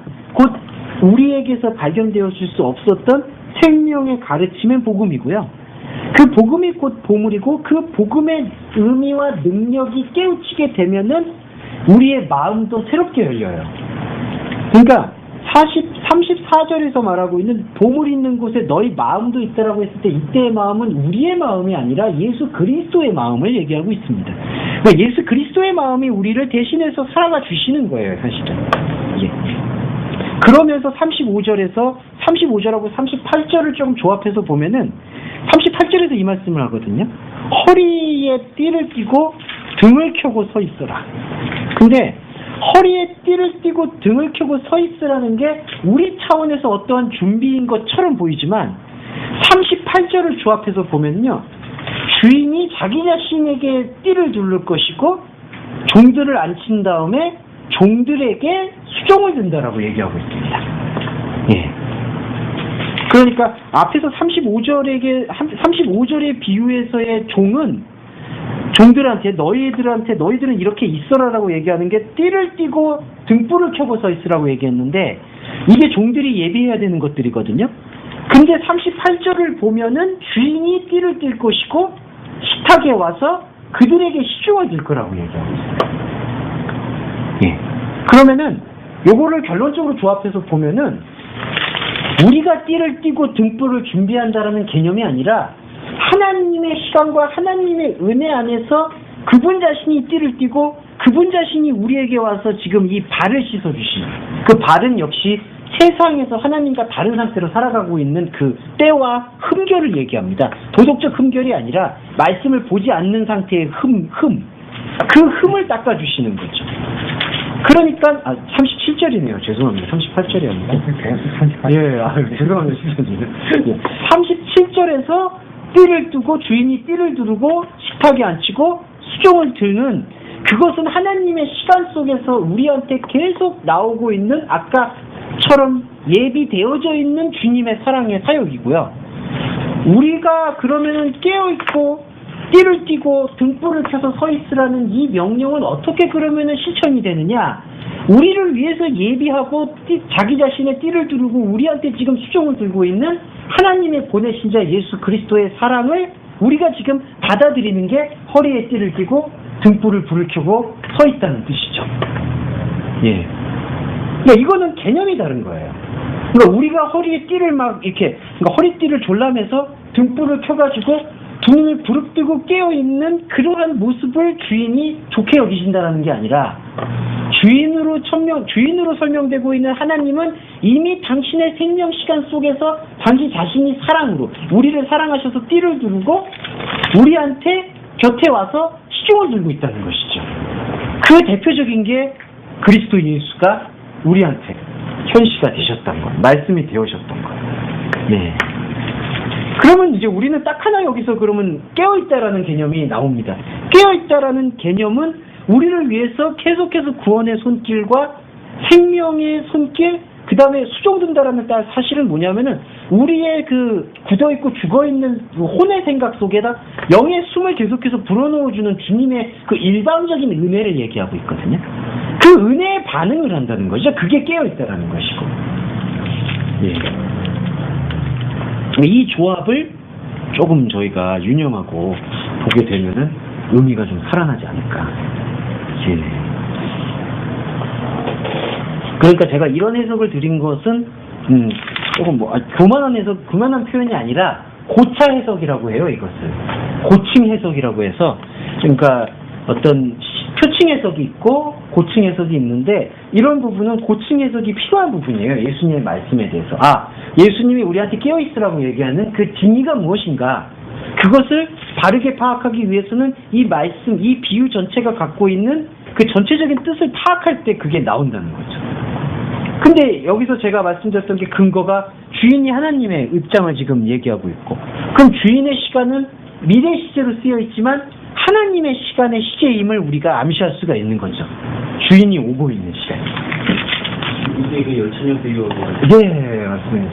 그러니까 우리의 인간의 육적 한계는 다 잘 수밖에 없고 열천년 모두 졸며 자고 있고 기름을 준비한다라는 것은 그것이 우리의 한계임을 고백하고 우리 안에 들어오신 그분의 사랑의 말씀을 우리 안에서 끄집어 올리는 거죠. 그게 기름을 준비한 다섯천녀죠. 그리고 그것이 바로 종말을 준비하는 자고 그렇게 종말이 준비가 되어지면 영적인 종말, 그러니까 실제의 물리적 종말도 담대하게 대비할 수 있다. 그렇게 확신할 수 있습니다. 예. 그리고 여기서 이제 중간에 여기서 해석되는 게 너희들은 36절에서 너희들 자신이 소유하고 있는 주인을 기다리고 있는 사람들과 같다. 예. 이건 뭐냐 하면은 지금 주인이 어떤 개념이냐면은 너희들 여기서는 그들 자신이라고 번역이 되어 있고요. 왜냐하면 이건 사람들에게 비유를 하기 위해서 그들 자신이라고 했는데 여기 한글 번역은 그런 게 안 나와 있네요. 근데 여기서는 그렇습니다. 그들 자신의 주인을 기다리고 있는 사람들과 같다. 너희들은. 예, 너희들은 누구냐면 이제 주님을 기다리는 종들이죠. 예. 그러면은 그들 자신의 주인은 뭐냐? 그들 자신, 그러니까 종들 자신이 품고 있는 주인이란 뜻이에요. 그러니까 이 주인은 어떤 주인이냐 하면은 외부에서 오는 주인이 아니라 자기의 내부 안에 있는 주인이라는 거죠. 예. 그게 공감되시죠? 그러니까 이미 여기서도 패러다임이 갈려요.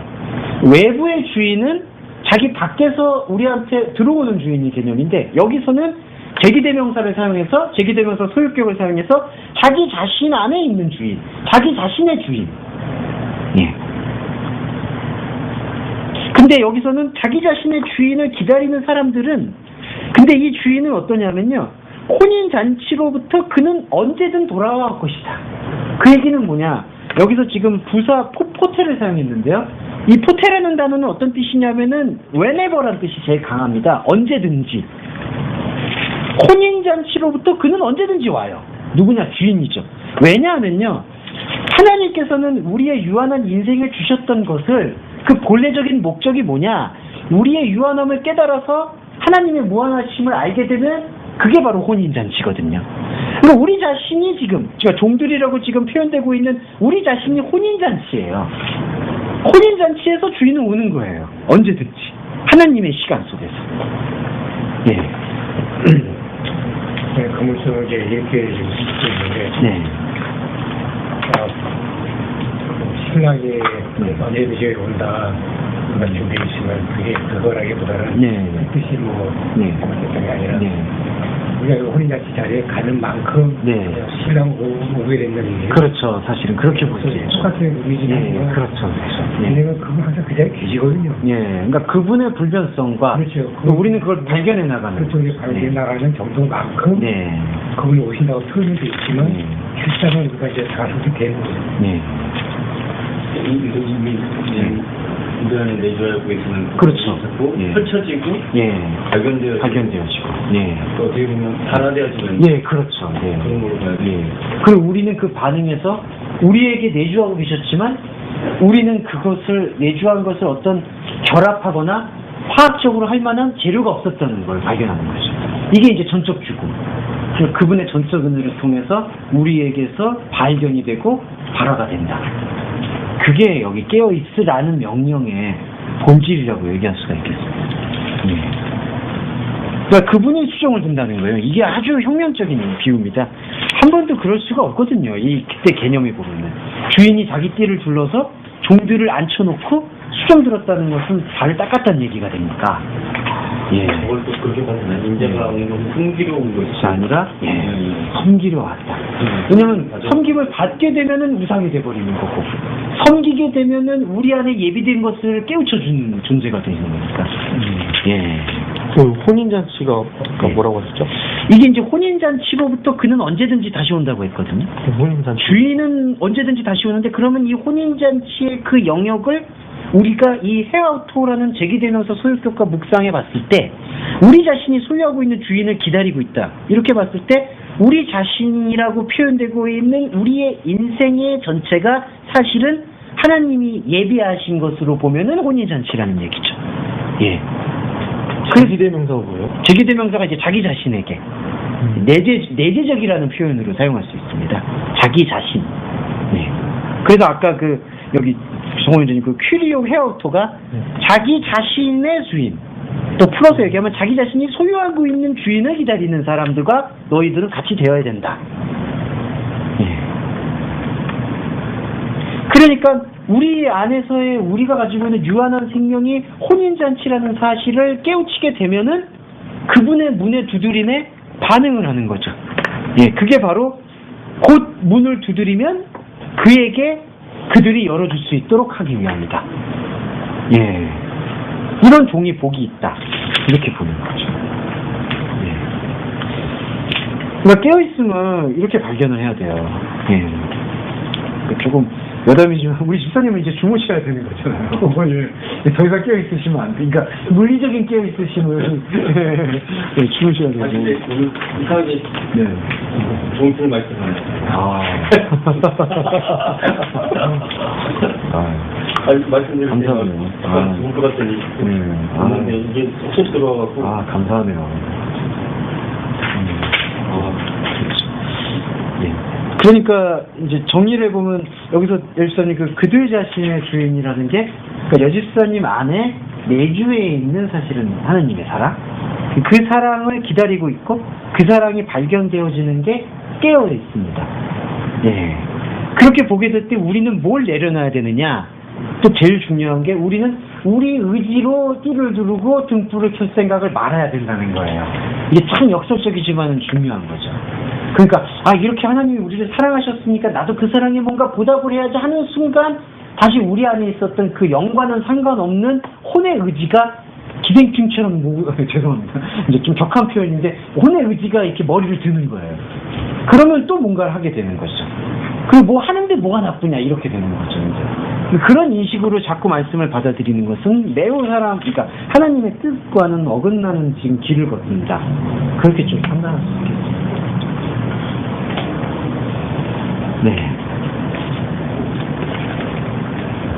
뭐 마지막으로 보시면은요 38절 같은 경우는 2경이나 3경의 주인이 온다 하더라도 그것을 발견하면 종이 복이 있다. 2와 3이라는 개념은 사실은 언제든지라는 개념으로 사실은 치환될 수가 있습니다. 왜냐하면은 뭐 2시냐 3시냐 언제라도 다 깨어 있으면은 종이 복이 있다 이런 개념만이 아니라는 것은 사실은 이 2라는 숫자, 3이라는 숫자를 통해서 그 숫자의 의미를 통해서 규명되는 바가 정확히 있죠. 예. 왜냐하면 2, 3사람이 모인 곳에 내가 있다라고 얘기했을 때 2 그리고 3이 모인 곳 그렇게 지금 표현이 되었기 때문에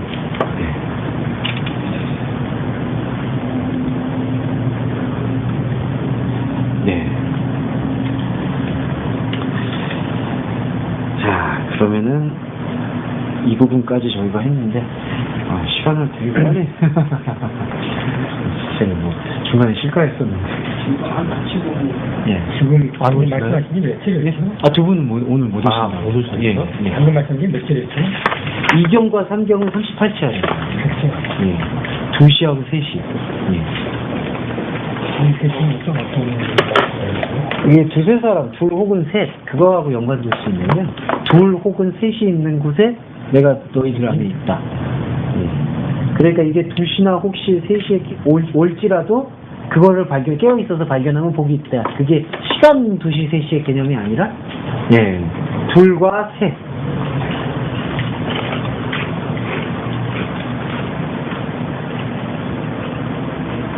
예, 그게 좀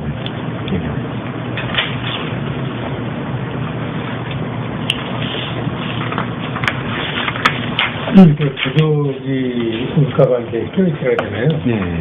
그래서 거기를 이렇게 설교처럼 했을 때 그건 어떤 식으로 받아들여야 되나요? 도적은 지금 집사님 말씀처럼 그게 도적이 어느 때에 오는지를 너희들이 깨달을 것이다. 만일 집주인이 언제 오는지를 안다면은 지금 여기서 지금 그렇게 표현되고 있거든요. 직역을 해보면 거기서 지금 이 구조가 이어지나요? 예. 39절 보시면 만일 그 집주인이 그것을 도적이 어느 때 오는지에 대해서 깨달았다라면은 알고 있었다라면 그는 깨어 있었을 것이고 자기의 집에 구멍이 뚫리는 것을 용서하지 않았을 것이다. 예. 도적이 언제 오는지. 그래서 도적은 그게 부정의 의미인가요? 이 자체는 부정적인데요. 도적이 언제 오는지를 안다는 것은 이제 긍정적이죠. 근데 도적이 언제냐? 그게 어떤 이 시간에서의 언제를 얘기하는 게 아니라 우리가 갖고 있는 이 가모스, 혼인잔치를 지금 깨우치지 못하게끔 만드는 그러한 속성 자체가 도적이라고 얘기할 수가 있겠죠. 예.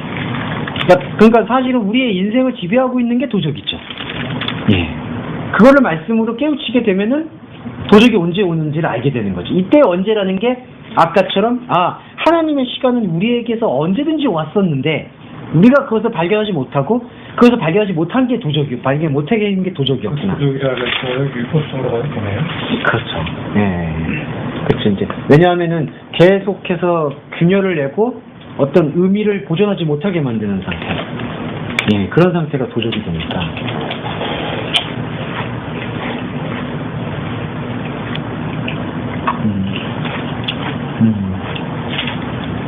그리고 그런 맥락에서 하나만 더 보시면 40절에서 이게 제일 중요한 말씀이었는데요. 40절에서 너희는 예비해라. 생각지 않은 때라고 돼 있잖아요. 근데 이 개념은 좀 풀 필요가 있습니다. 우도케이테. 호라 우도케이테. 이 도케이테는 도케오고요. 도케오는 단순한 생각만이 아니라 사람이 갖고 있는 사람을 떠받치는 그 표현을 좀 어렵게 하면 존재 기반이에요. 그러니까 자기가 생각하고 있는 모든 것이에요. 그러면은 생각지 않는 시간이라는 걸 다시 번역을 해보면 우리들의 존재 기반으로는 헤아릴 수 없는 바로 그때의 사람의 아들은 오고 있는 것이기 때문이다. 이렇게 번역이 되는 거죠. 예. 그러니까 하나님의 사람의 아들 말씀이 오고 있는 것은 여기서 현재 중간태를 쓰고 있어서요. 오고 있는 거예요 지금. 그리고 와 있는 거죠. 에르코마이 사람의 아들은. 근데 사람의 아들이 와 있으면 우리가 깨우치려면은 하나님의 말씀을 들어야 되잖아요. 근데 말씀이 역사하는 바는 인간이 갖고 있는 욕망의 틀인 이 도케오, 욕망의 존재 기반에서 말씀이 배설되는 게 아니라 그러한 존재 기반이 아닌 하나님의 존재 기반이라고 할 수 있는 하나님의 말씀하시는 호라, 하나님의 말씀하시는 그 영역에서 오고 있는 것이죠. 예. 그래서 예비해라는 뜻이에요. 예비하라는 게 예비되어져 있는 것을 발견하라는 뜻이죠. 예. 그러니까 막 뭐 예기치 않았을 때 갑자기 온다, 불현듯 온다 이런 표현이 사실은 아니라는 것을 좀 확신할 필요가 있습니다.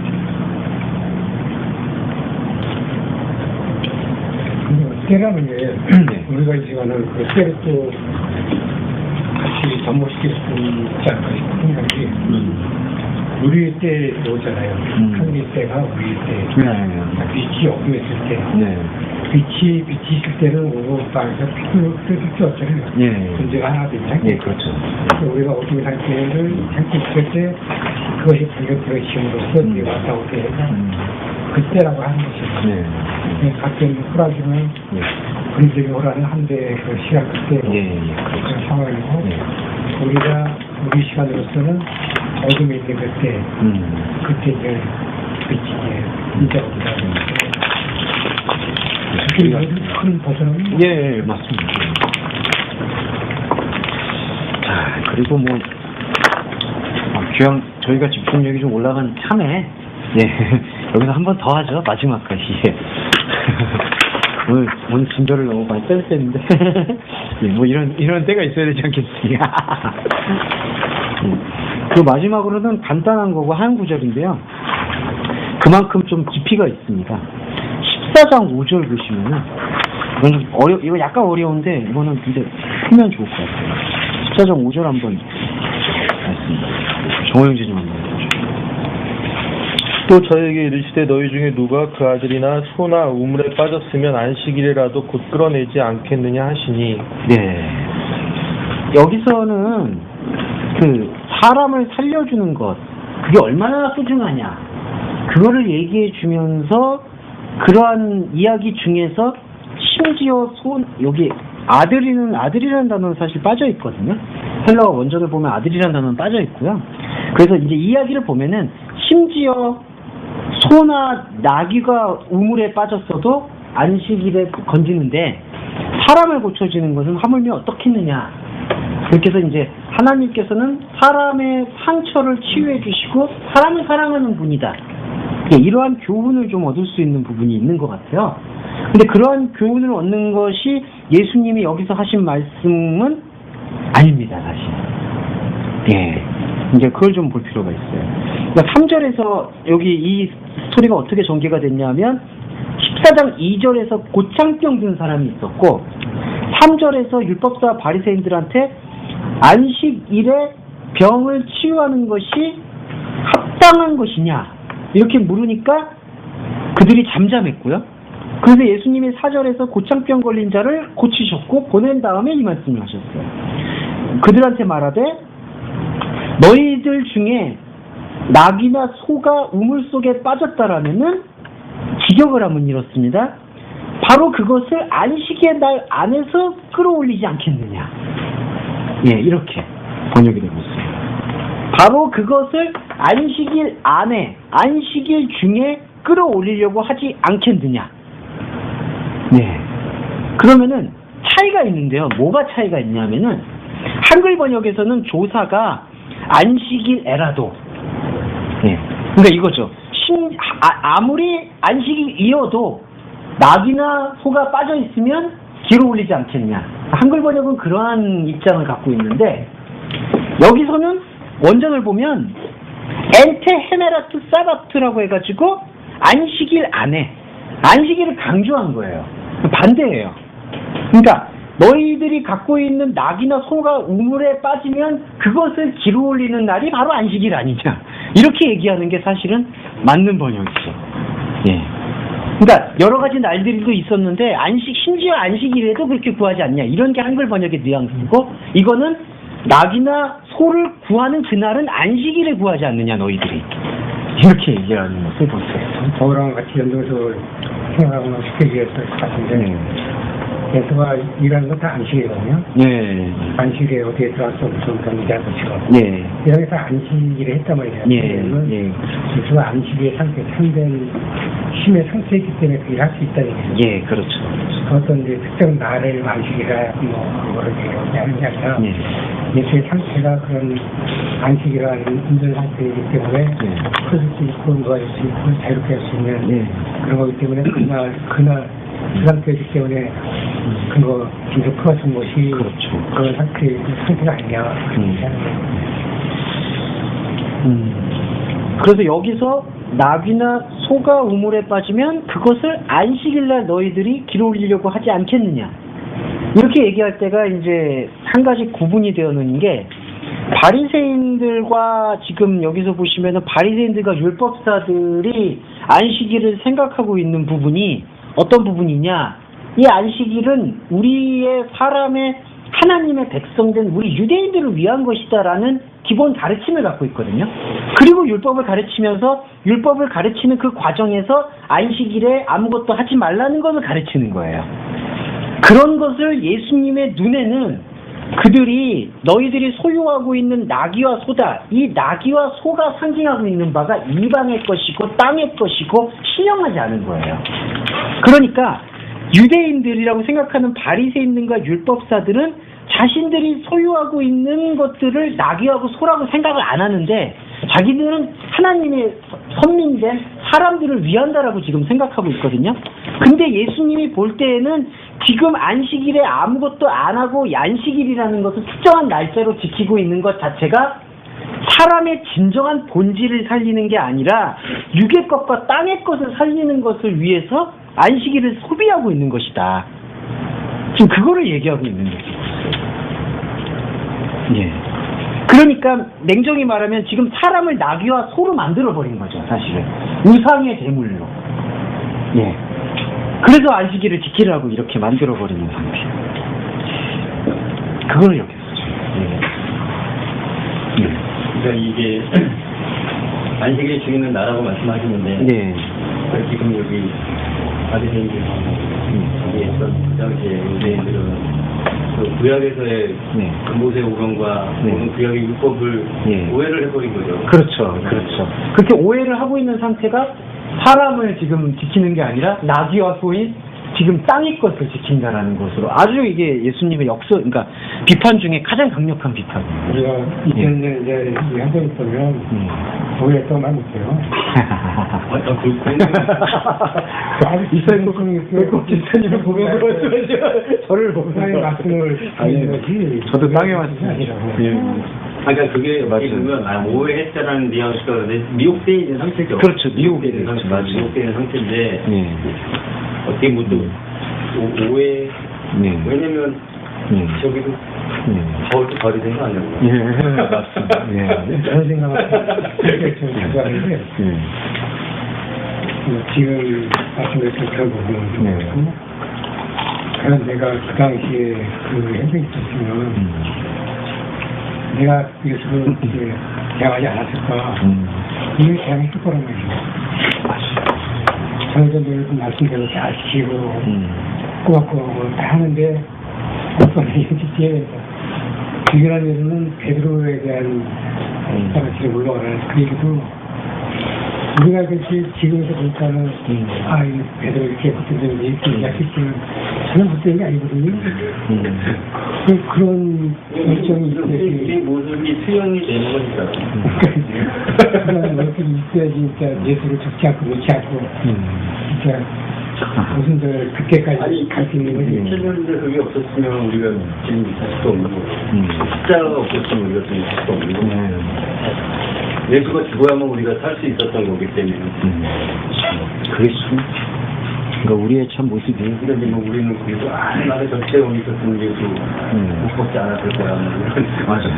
다 알고 나서 이제 예수 같은 건 좀 익히고 그리스가 있어요. 돌아가서 뭐 안 할 거야, 나 이럴 거면.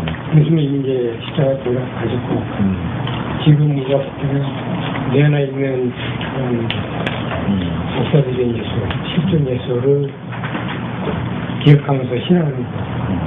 거기에서 그 예수는 우리 기억에서 그것이요 사랑이죠. 그래서 영으로 예수를 계속 거부하게 되거든요. 그러면 그런 예수는 또 영으로 오신 예수를 우리가 이제 한 몸 되는 그런 존재로 인식을 해야 되잖아요.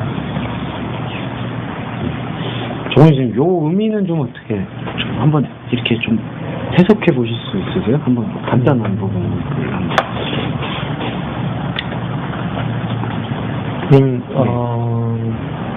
이 상황, 예수님 이 상황을 가지고, 네. 최종적으로 5절에 말씀하신 거는, 그 안식일의 병 치유가 합당하냐 하지 않냐에 관한 내용이 아니잖아요. 그렇죠. 예. 그리고 그냥 그들의 행태를 예. 폭로시키신 거예요. 그렇죠. 드러내버린 거죠. 그들이 지키는 안식일을. 예.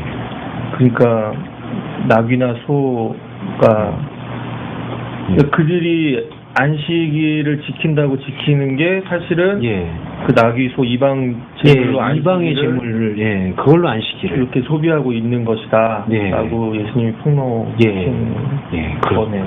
아주 그러니까 이게 폭로 중에 가장 센 폭로예요. 그러니까 되게 그러니까 대답을 못 한다라는 게 아까 저는 생각하기는 이게 무슨 말인지 이해를 못했을 것 같은 생각이 들어서 6절에서 이에 대해서 대답지 못했다라는 게 왜냐하면요 이게 만약에 저도 요거까지 말씀드릴게요. 낙이나 소가 우물에 빠졌으면은 안식일에도 고친다.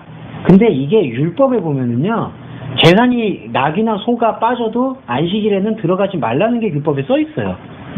그러면은 논지상으로 보면 여기서 바리새인과 율법사들이 대답을 못할 수가 없거든요. 아닙니다. 우리는 소나 우물이 빠졌어도 낙이가 빠졌어도 안식일에 안 합니다. 근데 여기서 대답지 못했다라는 것은 이렇게 우리가 지금 한글 번역처럼 조사, 안식일, 에라도 이렇게 쓰는 게 아니라 너희가 바로 그 안식일에 너희의 낙이나 소가 우물에 빠진 것을 구하지 않겠느냐. 이렇게 묻고 있는 것에 대해서 혼란스러워하고 있는 것을 볼 수가 있는 거죠. 뭐지? 안식일에 왜 이러지? 뭐 이런 식으로. 바로 그 안식일에 이렇게 지금 이제. 이 부분도 어떤 의미로 봐야? 이건 아까 좀 구덩이하고 좀 연상이 되는 것 같아요. 예. 그러니까 사실은 구덩이에 빠진 상태에서 건져 올려야 되는 게 사람의 아들, 그 말씀의 씨앗인데 지금 구덩이에 빠져 있는 것을 건져 올리려는 모든 노력들이 낙이나 소, 이방의 것을 건져 올려고 하니까 그게 결국 앞에서 제일 처음 비유해서 소경이 소경을 인도하고 있는, 그러니까 영적 감각의 구덩이를 발견한 게 아니라 현상적 감각의 구덩이를 지금 키우고 있는 것 같아요.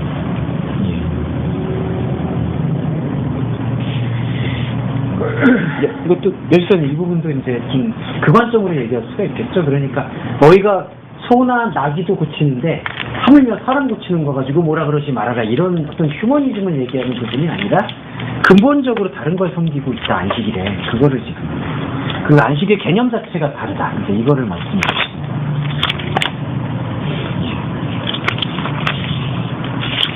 네. 14장 1절에 네. 지금 그 안식일에 그리스도가 생각이 그게 됩니다. 네네. 내가 안식일 안에 있는 자고 내가 안식일의 주인인데 내가 떡을 먹으려 하는 것이 아니라 일갈로 이렇게 쭉 나오는 거죠. 네, 그렇죠. 진짜. 예, 그냥 엿보고 있는 거죠. 저 사람 왜 안식일에 먹나. 예. 아, 정리한 말씀이죠. 그렇죠. 보이죠. 예, 아니, 저죠. 예. 그렇죠. 이게 그런 맥락으로 이렇게 얘기가. 그리고 예수님은 되게 네. 강하셨어요. 예. 그죠? 아주 강하셨어요. 이건 진짜 얘기를 딱 보면은 되게 기분 나쁜 말이에요. 그러니까 만약에 저희가 바리새인의 입장이라고 그러면은 내가 그럼 소를 섬겼다는 얘기냐? 네. 나귀를 섬겼다는 얘기냐? 이런 식의 이제 논지가 되는 거니까. 근데 그 정확한 지적이긴 했는데요. 예. 근데 이제 왜냐하면은 그것을 날의 개념으로 보는 것 자체가 이미 지금 안식일을 왜곡시킨 거고. 근데 그런 게 이해되기가 풀긴 어려웠을 것 같아요. 왜냐하면 모세 율법에 보면은 이제 뭐 안식일 지키라고 이렇게 나와 있는데 그걸 과연 해명하기가 쉽진 않았을 것 같은데. 근데 하나님께서는 이미 계명을 주실 때 다 그런 의도를 다 주셨었는데 계속 그거를 좀 따르게 지금 지켜왔습니다. 아티스트의 성수를 우리가 숨기고 있는. 그렇죠. 그렇죠. 진짜 소를 막 섬기고 숭배하고 있는 꼴이죠, 사실은. 그 근동아리 만들었을 때부터 보면. 예. 예. 그리고 제일 이게 무서운 게 아까 소경을 지금 인도해가지고 구덩이에 빠졌잖아요. 구덩이에 빠진 거를 인식하면 빠져나오려고 발버둥 쳐요. 근데 그 인식이 영적 구덩이가 아니라 현상적 구덩이. 여기서는요, 지금 아피스를 데리고 구덩이에 빠진 거예요. 계속해서 그 구덩이에서 벗어나려고 이제 그 소를 건져내려고. 예, 그 우상을 건져내려고 계속해서 발버둥 치는 그 모습이 예수님의 눈에 볼 때 아주 이렇게 적나라하게 드러나 있는 것이고, 예. 보여지는. 예. 상황과 환경 안에서 자꾸. 그렇죠. 불타들려고 하는. 예. 그거를 통하면 내가 좀 나아질 것 같은. 예, 예, 그런. 예. 그리고 자기만 그렇게 발버둥 치면 모르겠는데 위에 멀쩡히 있는 사람까지 다 끄집어오는 거죠. 들어오라고. 지금 우리 소신이 지금 듣고 있는데 너희들이 가만히 있는 게 말이 되냐. 그래서 다 구덩이로 지금 몰고 들어오는. 예. 그러니까 또 사람이 좀 죄송해요. 한마디만 더. 집단 심리가 있어가지고 다 들어갔는데 나만 안 들어가면 또 이상하게 생각해요. 또. 그래서 같이 다 지금 막 빠져드는 거죠. 그러니까 자꾸 그런 모습들로 우리가 말씀을 보면 안 될 것 같아서. 그게 아까 올리신 그 페이스북의 테러리즘인가요? 예, 사실 전 내면의 테러리즘을 좀 얘기하고 싶었는데 또 이해 못해. 예. 고생하셨습니다 오늘. 수고하셨습니다.